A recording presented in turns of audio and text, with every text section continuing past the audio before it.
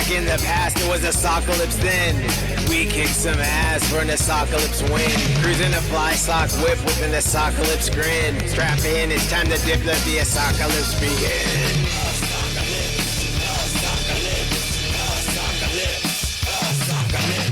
Now.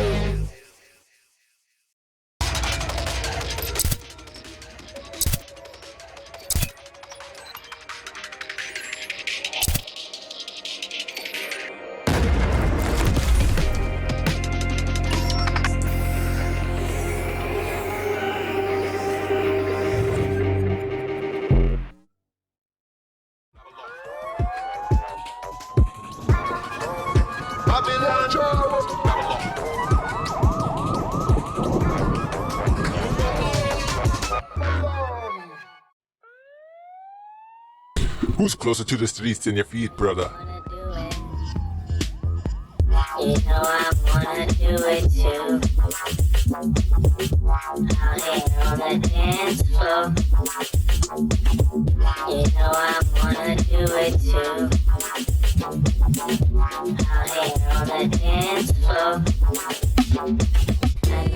Bless up, me people.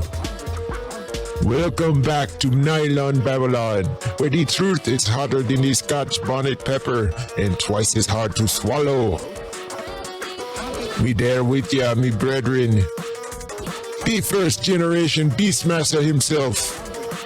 Architect, me brother, how you stay? Yo, Dylon, I'm good, man. But my faith in humanity, hanging by a thread, bro. We got debates turning into WWE matches, Americans taking trips to Pakistan for love scams, and worst of all, they're trying to ruin Girl Scout cookies, brother. What's next? Man, I've been going through it too, me brother. So many big stories to talk about this week. Don't even know where to start. Now, me people, when you think about tourism, you think about sunshine, sandy beaches, good vibes.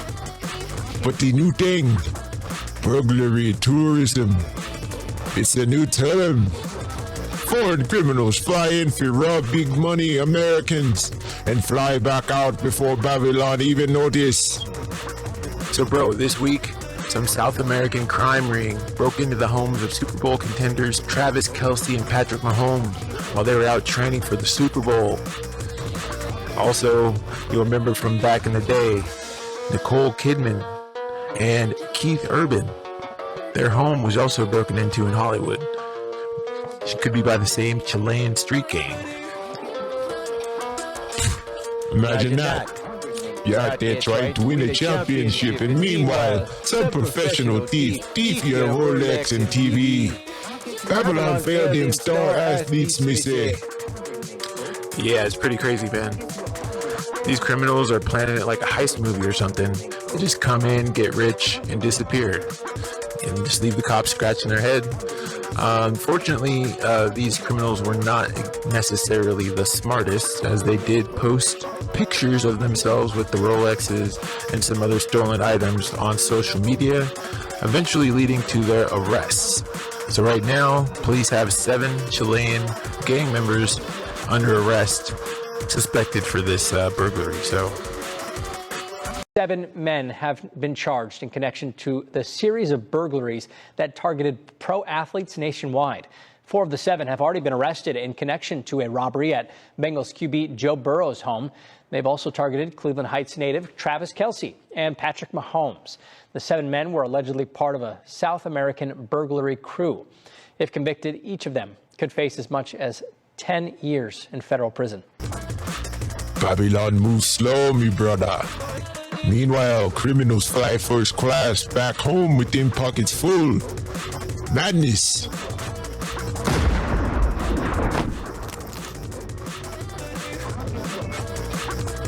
This is a good one, man.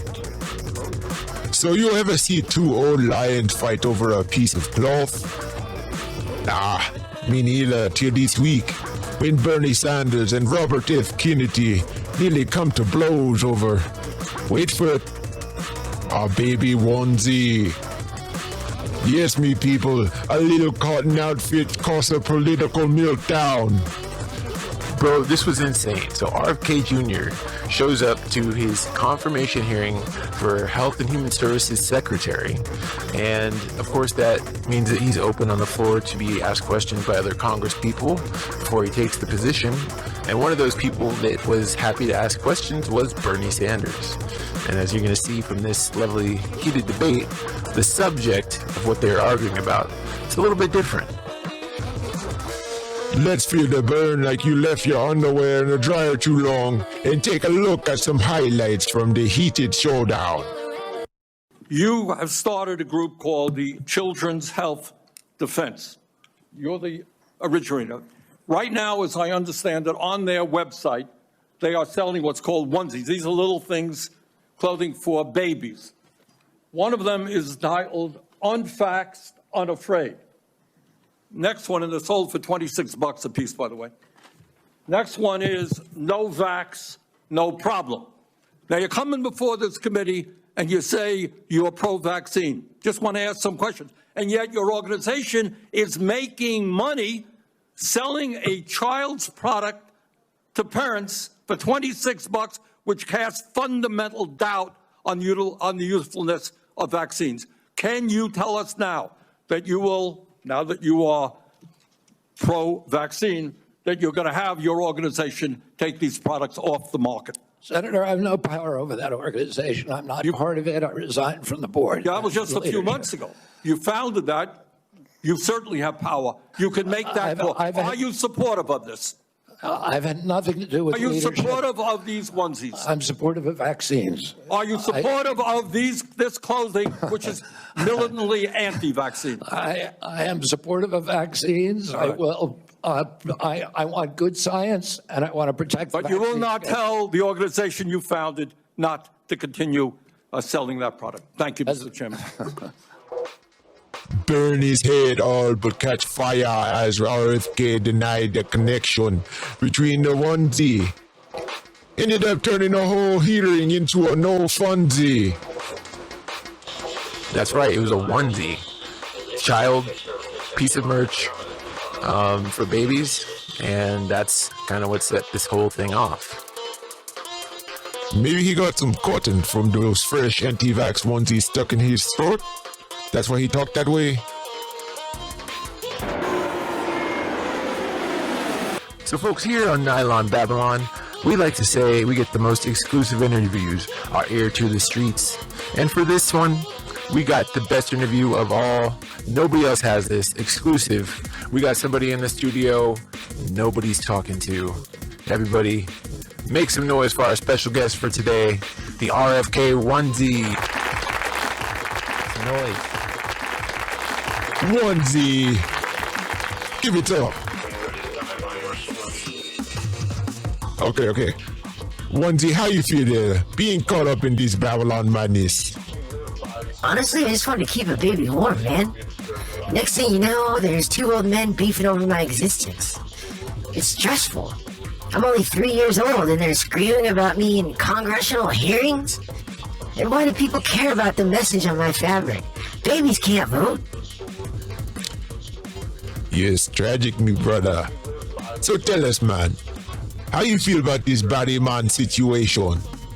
I was just chilling, being a onesie. I didn't ask for any of this. Now you got angry men with wispy hair using me to discredit a potential national health director. I was created to make sure a baby's diaper doesn't fall off. Either way, I must say, this whole thing has actually been quite lucrative for me, though. I mean, I got brand deals, a meme coin, a record contract, even a onesie fans page. Nice one. So you out here killing it, man. You got a lot of stuff going on for yourself. Yeah, man, I'm just out here trying to do what a onesie can do, you know? It's kind of limited. Not everybody wants to talk to a onesie about a record contract or even a onesie fan page. I mean, you know, I was always a nerdy kid in class when I was in school, and nobody ever really talked to me. And now there's girls talking to me, and, you know, people in DMs, and I'm sliding in and out of them, and, you know, some people are really angry. You know, of course, the political leanings of all this has been a little bit crazy, but given all that, I'm still having a great time, and I'm out here doing a lot more than most onesies ever get to do. So, you know, I wish sometimes the people would get off my back and just let me live a good onesie life. Doesn't matter what somebody wrote on my back in the factory. I don't have any control over that, okay? I'm just being the best onesie I can be. Yeah, of course, me brother. So, given the stress of the political climate at this time, how does it feel to be cast in the center of such a heated debate?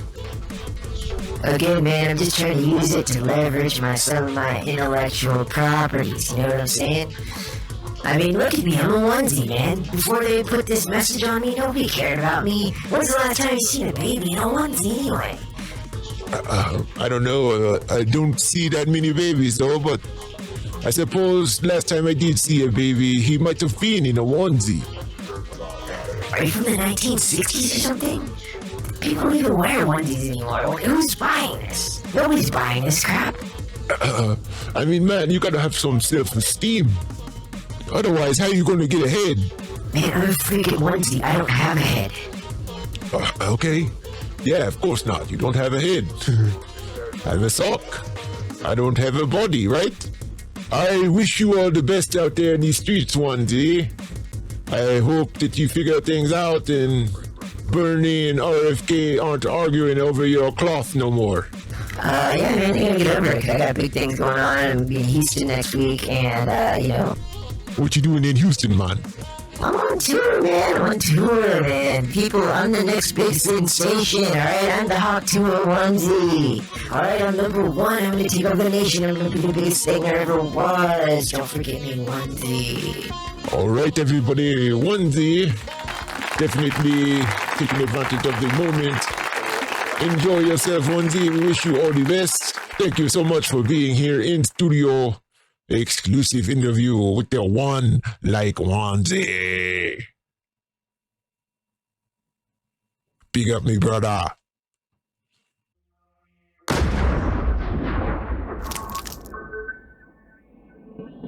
For this next one, we go to Pakistan. Me say me love the idea of love across the ocean. But me people, we have to talk about Onija Robinson. The woman fly all the way to Pakistan to meet her true love. A 19-year-old youth she meet online. She in her 50s, man. Well, it wasn't really a catfish situation, but she, of course, being in her 50s and him being 19, when she arrived there in Pakistan, the boy's parents basically called the whole thing off and told him he was not to see her, and actually relocated the boy to a different area. So instead of going home like a normal person, but a normal person probably wouldn't fly to Pakistan for a 19-year-old boy anyway, but instead of going home, she decided to stick around and make some noise in Pakistan with the local government, try to change things. I mean, she tried to revolutionize Pakistan for everyone. राब्ता हुआ तो उन्होंने हमें जो है ये हमारी American sister जो हैं, my dear American sister. I'm from Pakistan. Respect to the law, respect for the law, respect to Allah, and respect to God. Do you hear me? तो ये मतलब कह रही है कि भाई मुझे आप पाकिस्तानी कहें. Yes, my Pakistani sister. Okay, sister? It's not okay. तो अब जब जो है वो टीपू खाने की मार्फत हमारे पास ये आई, तो बात ये थी कि पिछले 2-3 दिन से आप तमाम मीडिया के दोस्त और आप तमाम मीडिया के भाई गवाह हैं कि ये बेचारी जो है वो कराची की सड़कों के ऊपर कभी पार्किंग में, कभी एक सड़क के ऊपर, कभी दूसरी सड़क के ऊपर जो है ये दर बदर मतलब है कि वो बेचारी घूम रही थी, परेशान थी, और इस परेशानी को जो है वो कम से कम मुझसे नहीं देखा गया। तो मैंने जो है वो जब मुझे पता चला कि ये कल शारा फैसल पे जो है वो के पास आ गई हैं, और फिर उसके बाद जो है वो Listen, I hope he's saying the right things, okay? Like I said, Pakistan needs to be reconstructed the right way. Do you hear me, guys? Make sure y'all get this on your camera. I'm married to Nidel Hamid. I'm Onija Hamid. We are moving to Dubai very soon. We're going to have our baby in Dubai, okay? I have my son, Jeremiah Robinson, Sire Pitt. His father is William Pitt. Jeremiah's father is Lewis Thomas. They will be rich. The Irene family, Kiki, and Lika, the rest of my family also. Please understand, this city will be reconstructed. It will be fixed up right away.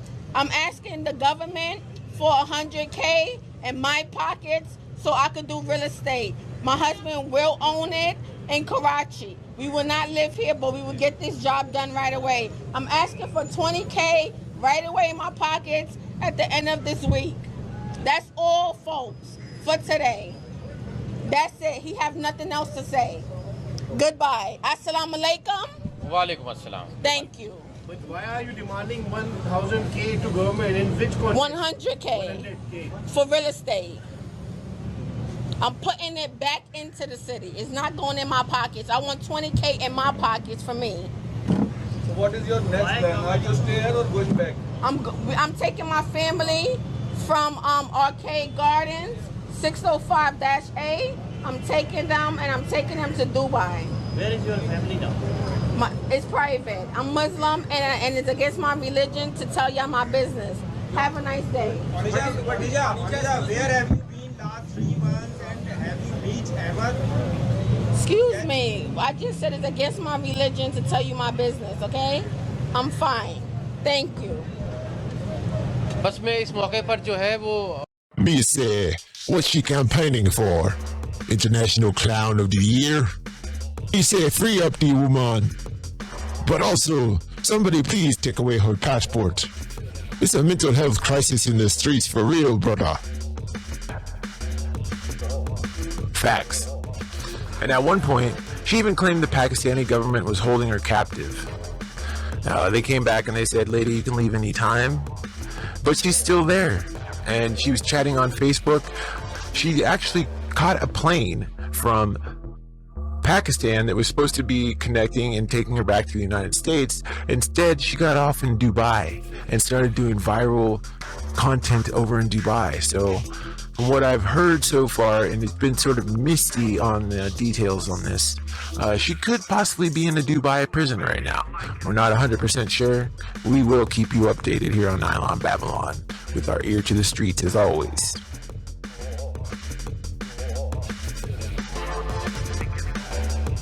Now. Me heart truly broke on this one. Scientists reveal say 100% of Girl Scout cookies contain a toxic additive linked to autism. Me say, how?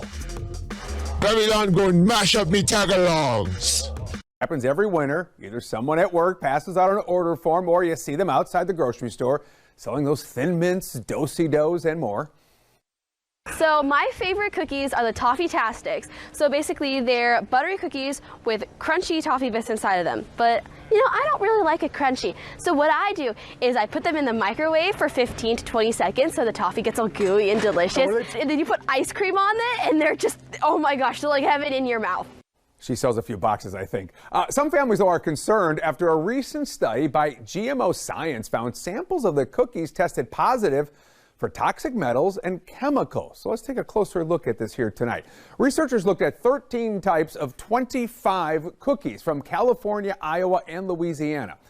They found 100% of the cookies contained at least 4 out of these 5 heavy and toxic metals. We are talking about aluminum, arsenic, cadmium, lead, and mercury.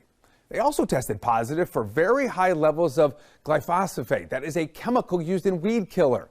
Researchers say it's been linked to multiple health issues. It's banned in 33 countries over fears about its safety, but it's not banned here in the U.S. The World Health Organization classifies it as a possible carcinogen. The Environmental Protection Agency hasn't gone that far, even after reviewing the chemical. But some experts and families have been concerned about it for years. Children are exquisitely vulnerable to toxic chemicals such as glyphosate. Even a tiny dose that would probably be harmless to an adult carries much greater risk for a child. We want to trust that what is in the grocery store is safe. And the shocking reality is that in many cases it's not. Now, back in 2018, remember this, a report found popular breakfast foods and cereals marketed to kids contained trace amounts of glyphosate. At the time, the companies that used the chemicals said they adhered to EPA guidelines to make sure their cereals were safe to eat. So, what are the Girl Scouts saying about all of this? Well, the organization did release a response to this report. They say their cookies meet the safety standards set by the FDA, the EPA, and other health authorities. Bro, Thin Mints, gone. Samoa's, gone. We've been munching poison since we were kids. Is it Tagalongs? Is it Tagalogs? Isn't that the Filipino language? Anyway, and you know what hurt the most about the Girl Scout cookies? Me did think Girl Scouts was about honor and respect. But no, them selling Babylon cookies. Me need a moment, me people. Me need a moment. Me people. When you book a cruise, you expect sunshine, cocktails, maybe a little seasickness, but not a full WWE SmackDown in the buffet line. But last week, a cruise ship brawl broke out and turned the deck into a battleground. So witnesses say that it started over a plate of shrimp. Some witnesses say it started over money. But basically, it's the largest cruise ship in the world. It's called the Icon of the Seas. And then it ended with, I think, at least 20 to 30 people being involved in an all-out brawl. There was a lot of blood and all kinds of different stuff going on. People being held back by security. Just utter chaos and madness on there. The people, they throw more punches than a Rocky movie. Me say, how you go on vacation, feel relax, and end up in a fist fight? Babylon stressed him out too much. Get it together, people. And pass the cocktail shrimp.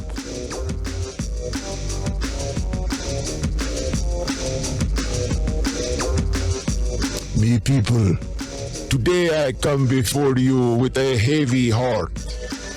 A tragedy unfold in a Babylon this week. One man gone too soon.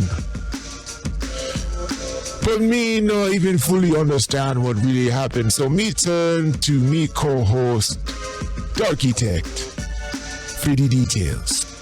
Oh, you want me to explain this one? All right, bro. Buckle up, because this one is pure madness. People probably seen this going around on the internet. All right, so there was this guy. Nautica Malone is his name. Okay. Already the name suspect? Oh, you have no idea. So this guy is what's known as a gooner. A gooner, bro. As in someone who practices gooning. Oh, me not like the sound of this at all, me brother. Oh, you shouldn't. Because gooning, and I swear, I wish I was making this up, is the prolonged, extended act of self-pleasure. Prolonged, extended, self-pleasure. It's like they edge, they focus, they meditate. It's like a spiritual experience for these people. What are we talking about here with self-pleasure? Is that like when you take yourself out for a spa day or get your pedicure or something like that? Pamper yourself? Yeah. They masturbate for hours, Dylon. Hours. Oh, man, there might be children in there. There's probably not any children, but if there is, you are a bad parent. Yes. What you mean prolonged and extended? My brother, what kind of wickedness is this? And bro, it gets worse. Because Nautica Malone, he took his gooning to public. Sir, you see, this man wasn't just gooning at home like a regular degenerate. He was out being a repeat offender for exposing himself at a bikini coffee shop. And I guess he got away with it for a while until this most recent and fateful time where he visited the bikini drive-thru, exposed himself, and the woman in the drive-thru pulled out her phone, recorded it, and eventually it got out to the public and went viral. Job mercy. You mean to tell me this time of war, famine, economic collapse, man them out here treating the devil's handshake like a full-time job. Me spirit can't take this. You telling me this man wake up every morning, grab him car keys and say, time for coffee in a tug? Pure concentrated shame. And then the internet got a hold of it, and it turns out Nautica Malone, married, had kids. The weight of that exposure was just too much for him, and he actually took his life the same day. No, sir! So is it the internet to blame for this? Is it this man and his proclivities for exposing himself? Who knows? But that brought us to what happened next. Because instead of just moving on, the whole gooning community, yes bro, there's a community. These dudes organized a funeral for him. Full-blown candlelit memorial outside the same bikini coffee stand where he got caught and exposed. Hence the name, the GOONeral. Yes. They showed up in droves, holding hands, whispering he gooned too close to the sun. They were chanting, stay edged, never finish. Yeah, so of course social media lost it. The videos went viral, and the memes took over. People saying he died doing what he loved the most. And now the GOONeral is an official moment in history. Ah, this one heavy, my brother. I wasn't ready for this one. A cautionary tale if me ever hear one. Me people, is this the lowest point of the human race? Is this what we become? Me begging you, put down the lotion and pick up a book, read a scripture, touch some grass. Babylon, me can't help you. If you out there and you deep on the goon path, rethink your life. And me warn you now, stay off the GOONeral guest list. And I want to take this moment right now to go ahead and tell you about some of the plight of my people, what it's like being a sock out here in these streets. As a young sock, I lived with a boy, and he used to do horrible things, and then he would use me like I was just a rag to clean up bodily fluids of a boy.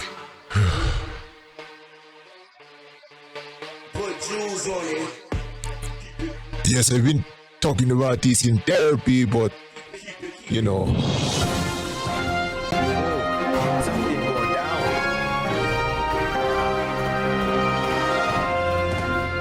Sorry to interrupt the show. We have a breaking news story developing that may have worldwide implications. For more on the situation, we turn to our ANN reporter on the scene, Barbara. Barbara, can you tell us exactly what is happening right now, and is anyone in danger? Yes, Nylon. We are all in danger. I'm here on the ground outside University of Hawaii's NASA-funded Asteroid Terrestrial Impact Last Alert System, also known as ATLAS, where reporters and press have just been informed of an asteroid that could be as big as a football field that is likely to strike Earth. That's right, America. This is not a drill. This is not a test. There is an asteroid headed on a collision course with our planet, reminiscent of those that caused the dinosaurs to go extinct. We could be on the brink of a new ice age, Dylon. Whoa, Barbara. Are you seriously telling us there's a meteor flying towards Earth right now? Yes, that is exactly what I said. This is why I told you to clean your ears, you cloudy Rastafarian. No need for racial slurs. But this is indeed a fascinating story.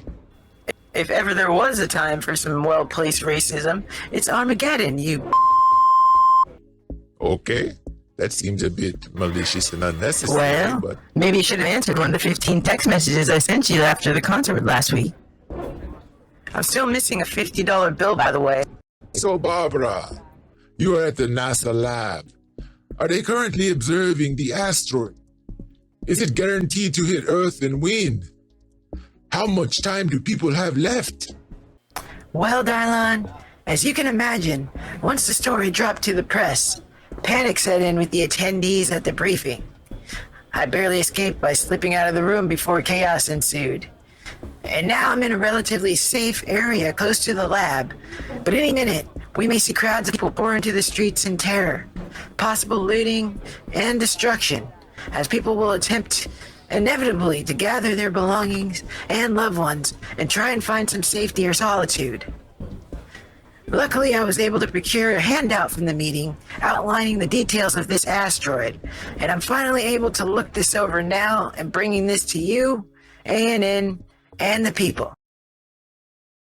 Wow, that's absolutely astonishing, Barbara. It sounds like a lot to go through. So since you have the details, can you tell us where this meteor will touch the ground and how long do people have before impact? Yes, Dylon. Looking for the specifics now? It's been difficult to get my bearing in all this pandemonium that has ensued. Here it says they're still unable to determine where on Earth the impact would take place.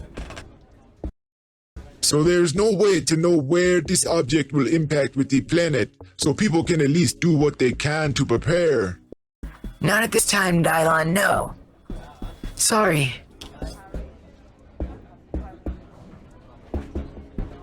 Just trying to find something solid to hold on to in case the meteor causes any changes in Earth's gravitational pull. Do you guys have something to hold on to? Yeah, sure. Good. I'm not seeing any effects yet, but better safe than sorry. Again, I regret to bring such terrible news. Hold your loved ones and find a comfortable place to await the effects this devastating asteroid will have on our fragile planet. Okay. So does the brochure from the meeting say this will definitely happen? I mean, isn't there some probability of some percentage that the comet could miss Earth? What are the chances we could survive? Can you tell us where this meteor will touch the ground and how long do people have before impact? Yes, I see here the deadly object has an impact probability of 3.2%. Please, everyone, take this time to kiss your loved ones. Impact probability. So does that mean there's only a 3.2% chance of the asteroid hitting us, or a 3.2% chance that it doesn't hit us? Well, damn. I don't know, Dylon. Do you want to keep discussing math and percentages while humans and socks are about to be extinct? Nerd? Well, it does seem kind of to be an important detail, I mean. Well, not everyone is a little smarty pants like you, Dr. Dylon. Smarty pants. Okay. Well, I'm sorry to ask again, but does the agenda say when the impact may happen? How long do we have? I don't know, Dylon. Let me check. Is that okay with you, Mom? Yeah, why not? Says 2032. Just some random code numbers. 2032. What's that in military time? Sergeant Smarty Pants? Like 8:32 p.m.? What time is it there at the studio?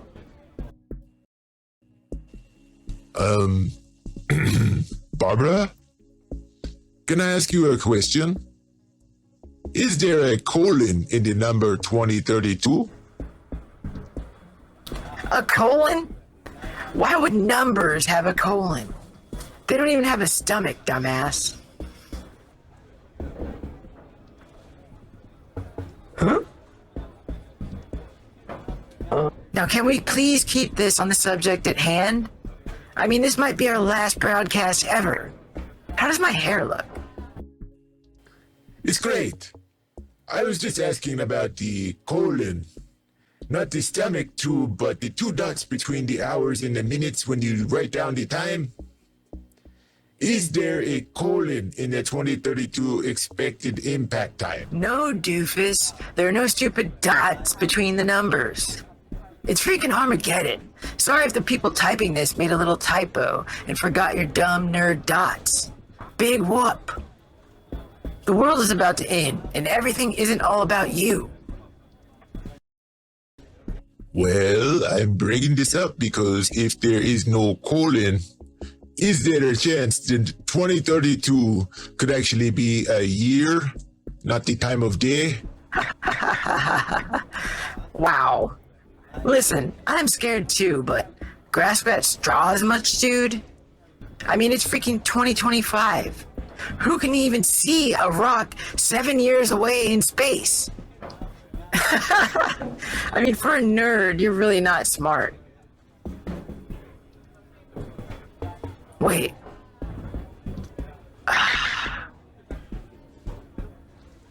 Yeah, it's a year.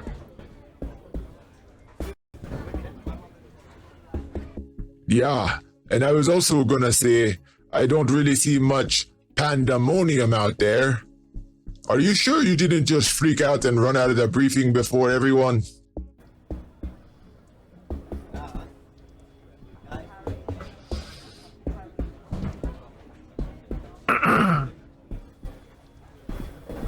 Oh.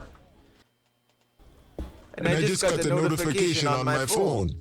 The percentage of impact was 3.2% a few days ago.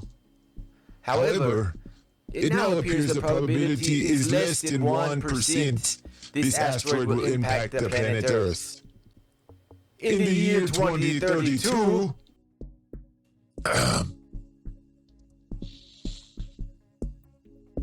did you take out per diem for this trip? Sure, hang your head in shame. This is exactly why we had to cancel the holiday party for the past 2 years. You're flying home coach, by the way. I can't do coach. I told you they cramp up my legs. And no more Mai Tais on the company card. If we get audited this year, you're going back to the mailroom.